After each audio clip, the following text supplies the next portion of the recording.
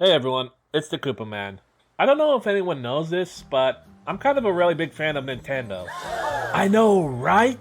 The guy with the Koopa Troopa avatar is a fan of Nintendo? Next you're gonna tell me that water is wet. Seriously though, my very first consoles ever were a Super Nintendo and a Game Boy Color, and I have a very deep and spiritual connection with the Mario franchise, being the first games I ever played to completion, and still play to this day. The series holds a special place in my childhood and in my heart, and inspires everything about the Koopa Man I am today. But it isn't just for Mario though. Other Nintendo franchises I take a particular liking to are Pokemon, at least until Sword and Shield, Legend of Zelda, at least until Breath of the Wild, Star Fox, at least until Command, Fire Emblem, at least until Fates. Yeah, a lot of these have fallen off a cliff recently, haven't they? But other than those, there's also Metroid, Xenoblade Chronicles, Kirby, Animal Crossing, Mike Tyson's Punch-Out, and Woomy World, and the list goes on and on. Now, the reason I'm saying all of this up front is to show that I'm not being biased against Nintendo or its fans when I say Nintendo fans have some really bad entitlement issues. Hardly a day goes by where I don't see some fan, anonymous or otherwise, being hypercritical at a lot of Nintendo's decisions. Granted, no company is above criticism, but a lot of it comes off as disingenuous at best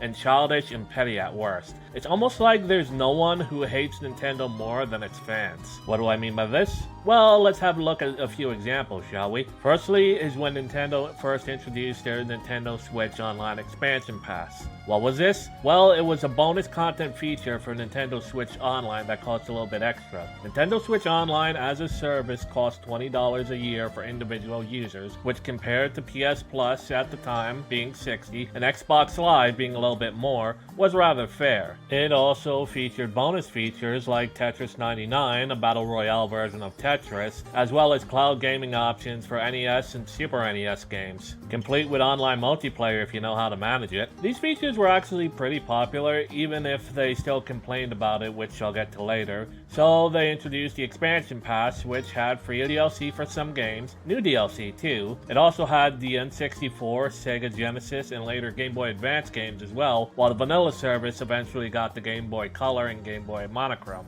And if you total it all together, it was $50 per year for individual users. Still less than PlayStation Plus was at the time, and considering they raised the price of PlayStation Plus, even more so now. So how did the Nintendo fanbase react? Well, to quote Almighty Lolly talking about just some guy, they fucking read. How dare Nintendo not give them all these features for free? Don't they know they owe them for all their loyalty? This is in spite of the fact that it was still cheaper than the next comparable service, but never let facts get in the way of a good narrative. Many fans, in particular that literal Muppet Arlo, started comparing the service to Xbox's Xbox Game Pass, which is a cloud gaming service for Xbox that costs $9.99 per month, meaning they charge $120 at least per year, twice the cost, and a different type of service entirely, I might add.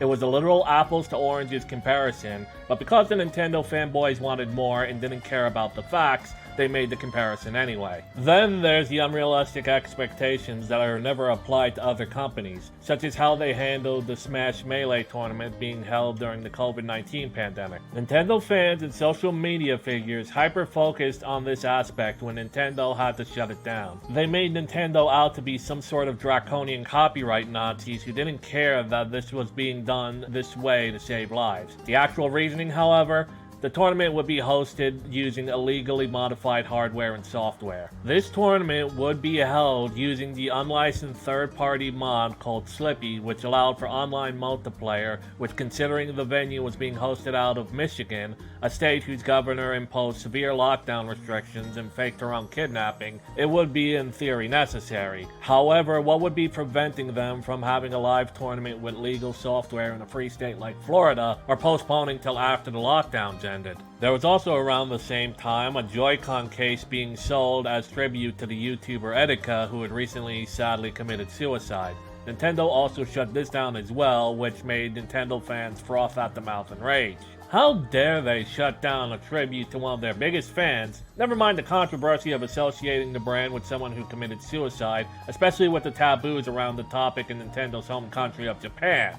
Only as it turns out, the Joy-Cons used designs that the creator didn't pay the appropriate license rights for and took them down by himself, Not only was the guy's custom Joy-Con store not shut down, but he understood this was a mistake on his part and encouraged people to try to calm the fuck down. Nintendo was within their full legal rights in both of these cases. Nintendo, after all, is still a company that has to protect its intellectual property. Did the fanboys care about that, however? No. Nor did they care in a more recent case when the GameCube emulator software known as Dolphin was denied distribution via Steam. I should say this first and foremost. Emulation is not illegal. That said, it must be asked. Certainly the Dolphin is the platinum standard for emulation, but one must ask, even if you download the Dolphin emulator, where were you gonna get the games? Homer, where'd you get that truck? It fell off a truck. A truck. Where'd you get that? It fell off a truck.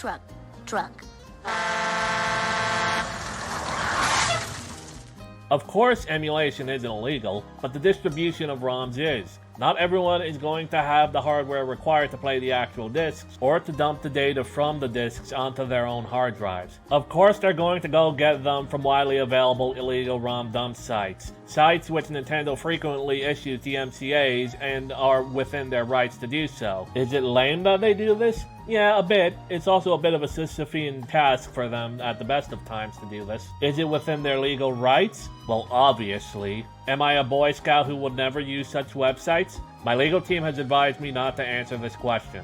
Are these websites an essential part of the preservation of gaming history? Yeah, maybe. But it cannot be denied that these websites do break the law. More than that, they're hotbeds of malware at the best of times, but that's a different story. Then there's the issue of fan games and mods. For the most part, Nintendo leaves these alone. You wouldn't know it if you listen to the fanboys, but it is true. You never heard of things like Super Mario Fusion, Pokemon Ruby Destiny, Zelda Maker, the Mother 3 English translation patch, or things of those lines. That's because they never really made the news despite Nintendo fans being up in arms about the rights of fan games. The ones they do talk about are AM2R and Pokemon Uranium, and for some reason Project M. These games are the ones that Nintendo, quote, shut down. Well, not quite. Firstly is AM2R, or Another Metroid 2 Remake. Another being a key word here. Notice how they never shut down the others. Anyway, this one was shut down because it would have competed with Nintendo's own official remake of that game, Metroid Samus's Return. They did allow the game to be fully completed and distributed before sending a cease and desist, however. Similarly is the fan game Pokemon Uranium, which, if I recall correctly, used RPG Maker. Now notice they never shut down other RPG Maker Pokemon games such as Pokemon Insurgency or Pokemon Zeta Omicron. Just this one, the one about nuclear fallout. Gee, I wonder why you wouldn't want your Happy Creature collector to be associated with that topic. Especially considering Nintendo is based out of Japan, and one need only look to the Japanese reception to Oppenheimer to know how they feel about that general topic. As for Project M, that one was a complete fabrication. The project is up and available for download, they just aren't allowed to host official tournaments with it. Which again is within Nintendo's legal right to say so. It doesn't matter to the fanboys though, especially the subsection of Melee fanboys who don't find the game to be heretical to their one true god. Though maybe we'll get into that topic on another video soon though. The attitude is though of the average Nintendo fanboy is anything the company does is never enough. Every Nintendo Direct presentation is a disappointment in one way or another because they didn't announce Scrimblow Blimblow and the Magical Gloop or F-Zero Half-Life 3 Cross-Tag Racing. And when it comes to Super Smash Bros., the company's crossover fighting game, it isn't perfect until they add Puka from Dig Dug as a playable character. Actually, come to think of it, I think Puka's been in more games than the character they actually want. Go figure.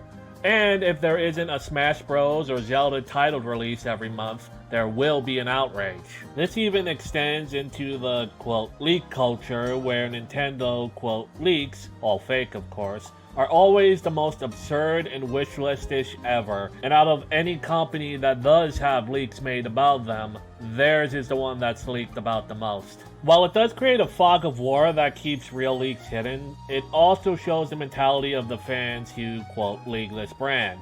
For example, 10 possible different days that the Switch 2 was supposed to be announced have come and gone between writing and recording this script, and at least 3 more will pass before this video is premiered. There's also a recent example with Nintendo Amiibos. There have been issues keeping these hot ticket items out of the hands of scalpers recently. The most recent example being Super Smash Bros. Series Pyra and Mythra Amiibos. Many are blaming Nintendo for being unable to keep up supply to meet demands. However, how can it possibly be their fault where retail sites like Amazon don't even limit stock to 1 per customer on hot ticket items, or even implement basic anti-bot protections like CAPTCHA? And then to make matters worse, Amazon then hosts scalpers reselling the product at 2 or even 3 times more than the MSRP price, while taking a cut off those sales that would give them even more money than they would have made selling the product at the fair price. This is entirely a problem with Amazon, not with Nintendo. What I have been very vocal about, well, credit to Amazon, they actually came through and gave me a deal that would allow me to purchase the item at a fair price, so props to them. But the problem with scalpers is enough of a topic for its own video very soon. The point I'm trying to make here, however, is entitled Nintendo fans put too much blame on Nintendo, who are doing their best to make supplies of their product meet the demands, and not any blame onto websites like Amazon, who are seemingly going out of their way to make it harder for Nintendo and their consumers in favor of aiding and abetting scalpers to make a more illegitimate buck. Almost to the point that they are far more forgiving of the actual guilty party rather than the company they claim to be fans of. All of this is the attitude of an entitled fanboy with unrealistic expectations and a very slippery grip on reality. And all of this stems from the issue that Nintendo is not a company to them. It is an idea. It is Super Mario.